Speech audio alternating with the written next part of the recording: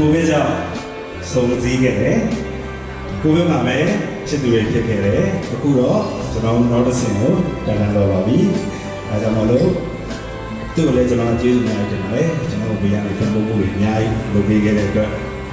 ကျွန်တော်လည်းသူ့ကိုသစ္စာရှိရှိနဲ့သက်သက်ချစ်တော်ရမယ်ဆိုတာကြည့်ပြီးပါလေကျေးဇူးတင်ပါတယ်ပြီးတော့သူ့ရဲ့အရှင်ကနေစားပြီးတော့ပေါ့နော်ဒီနေ့ဒီအချိန်ဒီ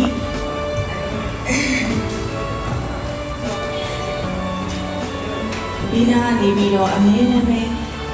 ဟိုဘယ်လိုပြောရမလဲဒီနာမှာရှိနေတယ်အမြဲတမ်းလိုတဲ့ချိန်တိုင်းရှိနေတယ်လိုတဲ့ချိန်တိုင်းနဲ့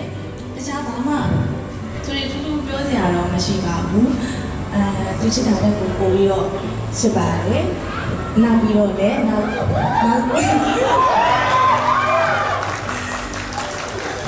ယ်လေဟိုဘက်ကအပြုံးကြီးရဲ